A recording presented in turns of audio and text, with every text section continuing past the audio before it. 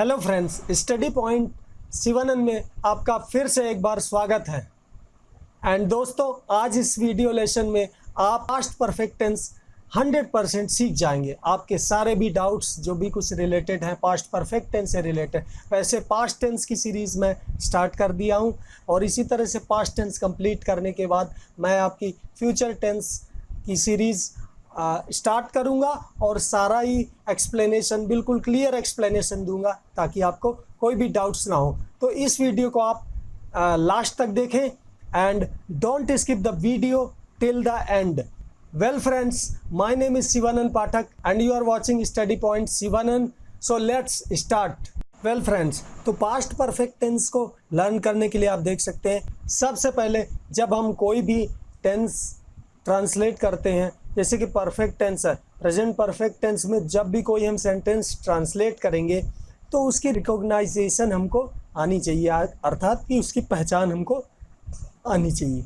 Okay guys, तो इसकी पहचान क्या है इसको आप ध्यान से समझिएगा, क्योंकि पहचान समझने के बाद आप ट्रांसलेशन को ईजिली किसी भी हिंदी सेंटेंस को ट्रांसलेट कर पाएंगे। तो आइए देखते हैं इसकी पहचान। दोस्तों, इस टेंस के हिंदी वाक्यों के अंत में चुका था, चुकी थी, चुके थे, या था, ये थी, ये थे आदि शब्द आते हैं। तो पास्ट परफेक्ट टेंस में फ्रेंड्स हैड हेल्पिंग वर्ब लगती है और उसके साथ में वर्ब की थर्ड फॉर्म का अपन यूज करते हैं। वर्ब की कौन सी फॉर्म लगती है? Third form. जैसे गो, वेंट, गॉन, तो हम गॉन का यूज वहां पे करते हैं। तो ये हमारी पहचान है कि चुका था, चुकी थी, चुके थे, और या गया था, गई थी, गए थे, आया था, जो भी वॉट एवर, तो या था, ये थी, ये थे, इस टाइप के वर्ड्स आते हैं। वैसे सेंसेस के तौर पे भी आदमी समझते हैं कि मतलब क्या कंडीशन है टाइम के अकॉर्डिंग, लेकिन आप बिगिनिंग में आप इसको इस तरह से समझ सकते हैं। अब हम बात करते हैं एग्जाम्पल्स की। तो अमेरिका ने इराक पर हमला कर दिया था। This is the first example. America ने इराक पे हमला कर दिया था। तो अब इसी रूल के अकॉर्डिंग हम इसको ट्रांसलेट करेंगे। तो आप देख सकते हैं कि यहाँ पे अमेरिका क्या है? सब्जेक्ट है। इराक पर हमला कर दिया था। अब यहाँ पे हमला करना वर्ब है और इराक क्या हो रहा है? यहाँ ऑब्जेक्ट हो रहा है गाइस। तो अमेरिका ने इराक पर हमला कर दिया था, तो अब अमेरिका की इंग्लिश यहाँ पे हमने लिख ली और उसके बाद हैड, क्योंकि यहाँ दिया है कि हैड हेल्पिंग वर्ब यूज करेंगे। तो अमेरिका हैड, और अटैक की थर्ड फॉर्म हो गई attack, attacked, attacked, third form हो गई अटैक्ड। तो America had attacked on Iraq. Sure guys, समझ गए? आई होप आपको ये सेंटेंस समझ में आ गया कैसे ट्रांसलेट करना है। एंड नेक्स्ट सेंटेंस है बारिश हो चुकी थी। बारिश हो चुकी थी, तो आप इसे कैसे ट्रांसलेट करेंगे? यहाँ पर जो सब्जेक्ट अगर आप फाइंड करें तो बारिश ही सब्जेक्ट है। अब बारिश के लिए प्रॉपरली हम क्या यूज़ करते हैं? बारिश को क्या कहते हैं? तो वैसे यहाँ पे प्रॉपरली कोई सब्जेक्ट है नहीं, बारिश कोई एक तरह से सब्जेक्ट है नहीं। तो जब भी ऐसा आता है कोई कंडीशन, तो हम वहाँ पे इट का यूज़ करते हैं। तो इट हैड रेन्ड, पहले हमने सब्जेक्ट लगा दिया, इट लगा दिया, it's working like a subject. It had rained मतलब बारिश हो चुकी थी। जब भूतकाल में एक के बाद एक दो कार्य समाप्त होते हैं, एक के बाद एक दो कार्य समाप्त होते हैं जब, तो दो खंड वाले वाक्य आते हैं। तो इस तरह के, जैसे मैं पहले एग्जाम्पल में यहाँ दिखा दूं कि किस तरह के दो खंड वाले वाक्य आते हैं। मेरे स्टेशन पर पहुँचने से पहले गाड़ी छूट चुकी थी, मतलब मैं स्टेशन देर से पहुँचा, गाड़ी छूट। तो यहाँ पे दो सेंटेंसेस हैं। तो इसके आगे हम देख लेते हैं कि इस टेंस में दो कार्यों का वर्णन होता है। एक कार्य दूसरे कार्य से पहले समाप्त हो जाता है, समाप्त हो जाता है। दोनों कार्य भूतकाल में ही समाप्त हो जाते हैं, पास्ट में ही समाप्त होते हैं दोनों। पहले समाप्त होने वाले कार्य को इस तरह से हम अंग्रेजी में अनुवाद करते समय प्रत्येक सब्जेक्ट के साथ हैड लगाकर वर्ब की थर्ड फॉर्म का यूज़ करते हैं। और इस तरह से जो भी पहले समाप्त होता है जो हमारा कार्य, तो यहाँ पे मैं एग्जाम्पल में आपको समझा दूं। यहाँ पर देखिए आप, मेरे स्टेशन पर पहुँचने से पहले गाड़ी छूट चुकी थी। तो क्या आप समझ सकते हैं कि कौन सा पहला कार्य समाप्त हुआ है? तो वेल फ्रेंड्स, यहाँ पे मेरे स्टेशन पर पहुँचने से पहले गाड़ी छूट चुकी थी, तो पहले तो गाड़ी छूटी, तो गाड़ी छूट चुकी थी हमारा ये पहले समाप्त हुआ, फिर मैं बाद में स्टेशन पहुंचा। तो इस तरह का सेंटेंस होगा। हाँ, तो मैं बता रहा था कि पहले समाप्त होने वाले कार्य को, अब आप समझ चुके हैं कि पहले कार्य कौन सा समाप्त हुआ, गाड़ी छूट चुकी थी, यही पहले कार्य समाप्त हुआ। तो इस सेक्शन को, इस सेंटेंस को हम जो 2 पार्ट्स में है, तो इसको हम बिगिनिंग में कर देंगे। तो हम ट्रांसलेट करेंगे इसके बाद पहले इस सेंटेंस को, और अंग्रेजी में अनुवाद करते समय प्रत्येक शब्द के साथ हम हेड लगाकर वर्ब की थर्ड फॉर्म का ही यूज करेंगे। और फ्रेंड्स, जैसे कि अदर सेंटेंसेस में है वॉज लगेगा या वर लगेगा, इज एम आर लगेगा, लेकिन इसमें ओनली हैड ही लगेगा, हेल्पिंग वर्ब। तो बाद में समाप्त होने वाले कार्य को हम क्या करेंगे, पास्ट इंडेफिनिट टेंस में लिखेंगे, ठीक है ना। पहले हम पास्ट परफेक्ट टेंस में ट्रांसलेट करेंगे हेड लगा के, लेकिन सेकेंडरी हम जो कार्य बाद में कंप्लीट हो रहा है उसको हम पास्ट इंडेफिनिट में ट्रांसलेट करेंगे। आइए देखते हैं, बेहतर आप समझ पाएंगे। मेरे स्टेशन पर पहुंचने से पहले गाड़ी छूट चुकी थी। द ट्रेन हैड, ऐसे हम ट्रांसलेट करेंगे, द ट्रेन हैड। यहाँ पर हमने जो है हैड का यूज़ किया है, जो कि ये पास्ट परफेक्ट टेंस में यूज़ हो रहा है। The train had left before I reached the station. तो सिंपल है, आप यहाँ समझिए कि मेरे स्टेशन पहुँचने से पहले गाड़ी छूट चुकी थी। जैसा कि मैंने रूल में बताया, तो वहाँ पे भी हमने ऐसे ही ट्रांसलेट किया है कि हमें ट्रांसलेट पहले करना है कि गाड़ी छूट चुकी थी, इसे हमें ट्रांसलेट करना। तो हमने यहाँ पे किया है द ट्रेन हैड लेफ्ट, फिर है मेरे स्टेशन पहुँचने से पहले, तो इसको हम प्रेजेंट इंडेफिनिट में करेंगे, I before I reached the station.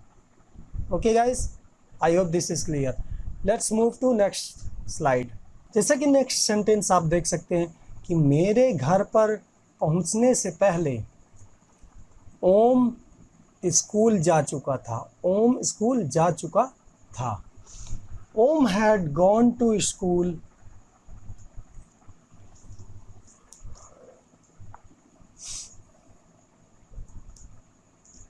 Om had gone to school before I reached home.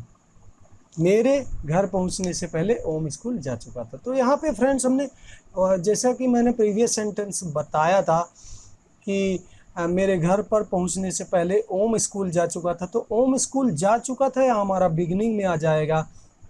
तो यहाँ पे हम लिख सकते हैं इधर Om had gone to school, and next फिर हमारा ये आएगा बिफोर आई रीच्ड होम। तो आई होप कि आप ये समझ रहे हैं। तो फ्रेंड्स, आइए इसकी नोट को व्यू कर लेते हैं, जो कि बहुत इम्पोर्टेंट है।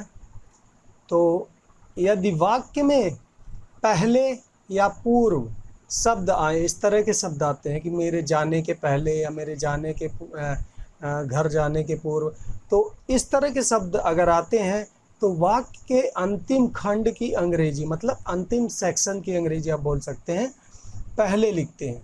जो हमारा वाक्य का अंतिम सेक्शन है उसकी इंग्लिश हम पहले लिखते हैं, तथा उसे पास्ट परफेक्ट टेंस में लिखते हैं। उसको हम पास्ट परफेक्ट टेंस में ट्रांसलेट करते हैं।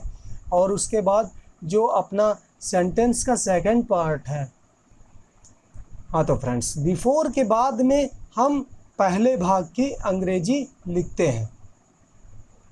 बिफोर के बाद में हम पहले भाग की अंग्रेजी लिखते हैं तथा उसे पास्ट इंडेफिनिट टेंस में ट्रांसलेट करते हैं। अब आप यहाँ पे जैसे देख सकते हैं कि ओम, मेरे घर में पहुँचने से पहले ओम स्कूल जा चुका था, पहले इस तरह का हमारा सेंटेंस है। तो जो मैंने यहाँ रूल पे बताया कि ओम स्कूल जा चुका था, उसका ट्रांसलेशन हमने कर दिया, और इसके बाद इसको हमने परफेक्ट में किया। ओम स्कूल जा चुका था, Om had gone to school, और इसके बाद मेरे घर पहुँचने से पहले तो बिफोर आई रीच्ड होम। और अगर आगे रूल हम देखें तो यदि वाक्य में बाद या पश्चात शब्द भी आए हैं तो वाक्य के अंतिम खंड की अंग्रेजी हम जो है पहले लिखते हैं तथा उसे पास्ट इंडेफिनिट टेंस में लिखते हैं, जिसमें कि सेकंड फॉर्म वर्ब की लगती है। और आफ्टर के बाद में पहले भाग की अंग्रेजी लिखते हैं। जब आफ्टर आता है उसके बाद में हम पहले भाग की अंग्रेजी लिखते हैं तथा उसे पास्ट परफेक्ट टेंस में लिखते हैं। तो आइए हम कुछ एग्जाम्पल्स देख लेते हैं जो कि अफर्मेटिव सेंटेंसेस के एग्जाम्पल्स हैं। तो वह गाना गा चुकी थी। अब इसे मैं ट्रांसलेट करते हैं। तो वह यहाँ पे हमारा सब्जेक्ट वर्ब ऑब्जेक्ट, इसी अकॉर्डिंग हम ट्रांसलेशन कर रहे होते हैं, सब्जेक्ट वर्ब ऑब्जेक्ट के according.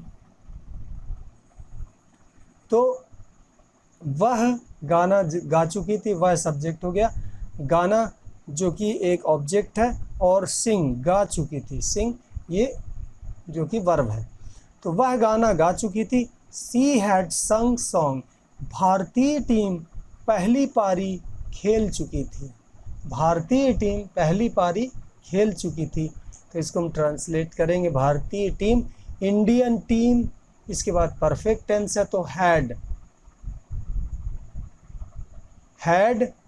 Played first innings. Next is मैंने उससे बात कर ली थी, मैंने उससे बात कर ली थी। I had talked with her, I had talked with her. And उन्होंने गंगा में स्नान कर लिया था, उन्होंने गंगा में स्नान कर लिया था।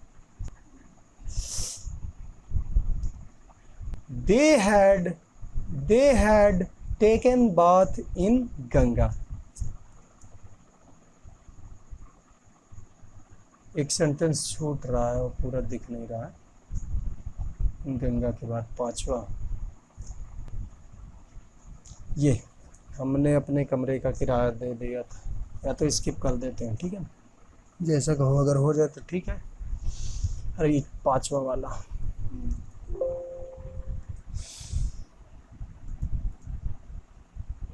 नीचे जा रहा है ना, इसको नीचे चला गया इसीलिए दिक्कत हो रही है। हाँ बस हम बता देते हैं, करो फिर जल्दी स्लाइड ख़त्म करें, अब ज़्यादा है नहीं, इसी में ज़्यादा भरा पड़ा था, ठीक है ना। हाँ हाँ हमने इसको वो कर रहे हैं, स्क्रीन रिकॉर्डर चालू कर दी है ना।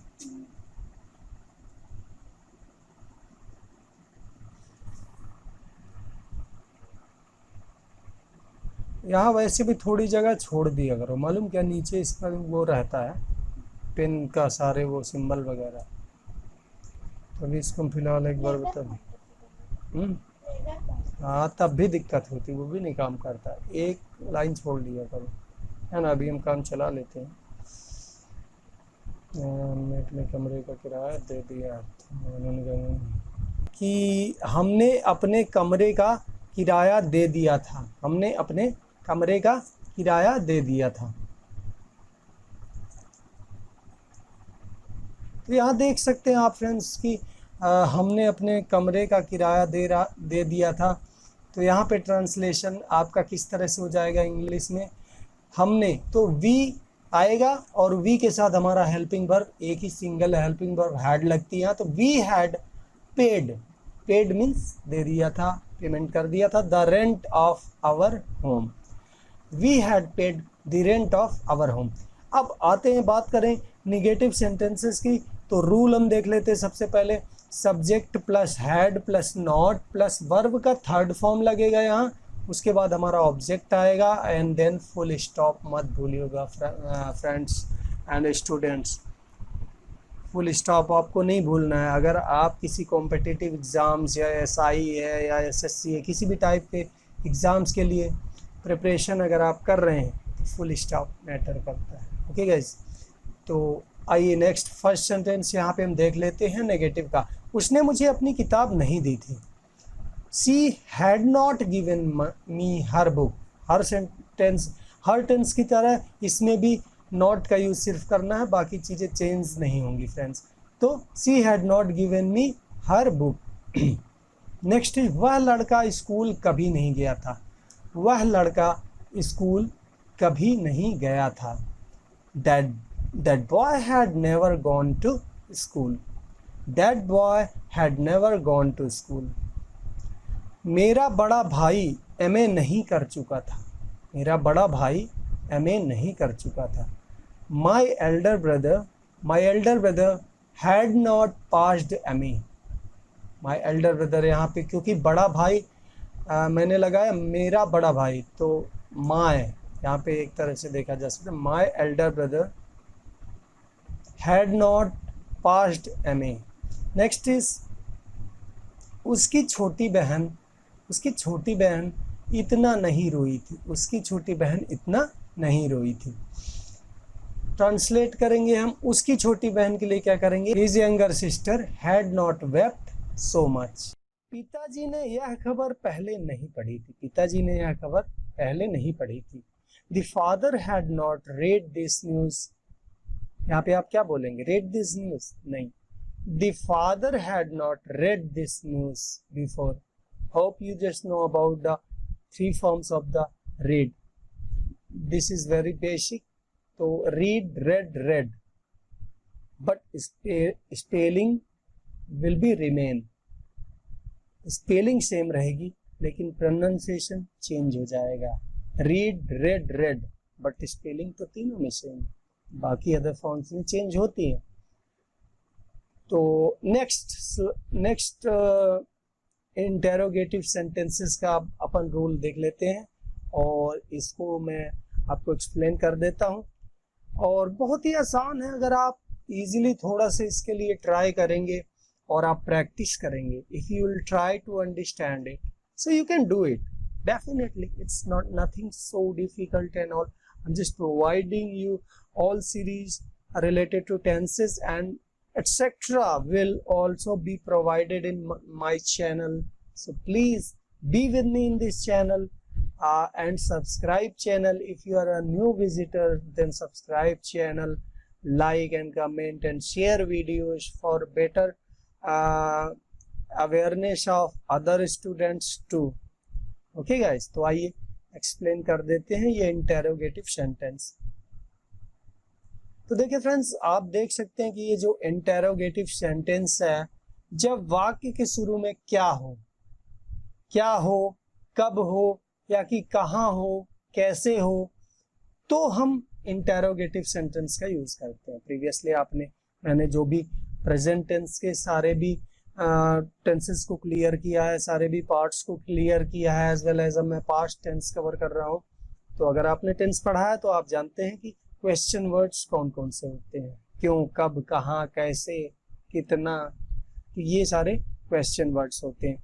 तो अब आप देख सकते हैं कि शुरू में अगर क्या हो या कोई भी क्वेश्चन वर्ड हो तो उसके लिए हमारा रूल है कि हैड सबसे बिगिनिंग में आ जाए, जैसा कि हमेशा से होता है। इंटेरोगेटिव में अपनी हेल्पिंग वर्ब बिगिनिंग में आ जाती है, then subject, then verb, third form of the verb and then object. Hope this is clear. क्या उसने तुमसे बात कर ली थी? Had he talked to you? Friends, एक चीज मेंशन करना चाहूंगा, आपकी body language, this is a language, English language like that कि मैं जो कहता हूं, इफ यू कैन फील कि इंग्लिश भावों की लैंग्वेज है, भावों, इंग्लिश में बताता हूँ, एक्सप्रेशन की लैंग्वेज है, चीजें आप एक्सप्रेस कर पाओ मे बी। और आप पहले से ना सोचो कि फर्स्ट डे में ही मैं एक तरह से इंग्लिश बिल्कुल राइट बोलूंगा, एक्यूरेट बोलूंगा, एकदम 100% ग्रामेटिकली बेटर बोलूंगा, ऐसा नहीं करना आपको। आप जब बेसिकली धीरे धीरे ग्रेजुअल लर्निंग करेंगे तो सारी चीजें बेटर होंगी। तो आइए देखते हैं, जैसा कि इसका ट्रांसलेशन हो गया, had he talked to you, क्या मैंने तुम्हें 100 का नोट दिया था? नोट के मामले में फ्रेंड्स ध्यान देना बहुत जरूरी है, इसीलिए लोग जल्दी पूछ लेते हैं। Anyway that's I am just kidding. तो इसको आप कैसे ट्रांसलेट करेंगे? क्या मैंने तुम्हें 100 का नोट दिया था? क्या आप भी अक्सर पूछते होंगे, हो सकता है कभी मैं भी पूछता हूँ। तो क्या मैंने तुम्हें 100 का नोट दिया था? Had I given you a 100 rupee note? तो यहाँ पे हमारा सबसे बिगिनिंग में, क्योंकि हमने क्वेश्चन किया है कि क्या मैंने, तो हैड बिगिनिंग में आ गया। Had I given you a 100 rupee note. Okay, next is, क्या मुख्यमंत्री ने स्टेज पर भाषण दिया था? आप बताइए, आपको कैसे मालूम होगा? Maybe if you are just having or just watching this video lesson, so you'd be getting irritated or something, or distraction from outside, so I'm just doing for only your relaxation or something like that. You already would have learned about that if you're just continuously studying and all, so you can entertain yourself for a little time. Okay guys, so let's go. And क्या मुख्यमंत्री ने stage पर भाषण दिया था? तो had the chief minister delivered speech on the stage? Had the chief minister delivered a speech on the stage? Next is, क्या तुमने उसकी बेइज्जती की थी? अरे भाई, बेइज्जती करने वाले तो बहुत लोग हो सकता है आपको मिलते हो. Anyway, just let's go to the matter. क्या तुमने उसकी बेइज्जती की थी? Had you insulted him? Had you insulted him? क्या उन्होंने बिजली का बिल चुका दिया था? क्या उन्होंने बिजली का बिल चुका दिया था? Had they deposited electricity bill? Deposit means जमा करना या कोई भी बिल चुका देना. तो I hope friends कि this is quite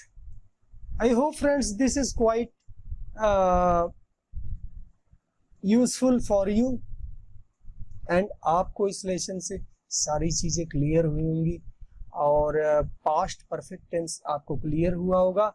और अगर आपके कुछ भी डाउट्स हैं इससे रिगार्डिंग, तो आप कमेंट बॉक्स में कमेंट करके मुझसे पूछ सकते हैं. और अगर फिर भी आपके समझ में नहीं आता बेसिकली, तो आप अगर कहते हैं, आपको डिमांड लगती है कि मुझे और समझना है, तो आप मुझे कमेंट कर सकते हैं और मैं इसका प्रैक्टिस लेसन आपको प्रोवाइड करा दूंगा. तो आप इजीली पूरे कंसेप्ट को और अच्छे बेहतर ढंग से समझ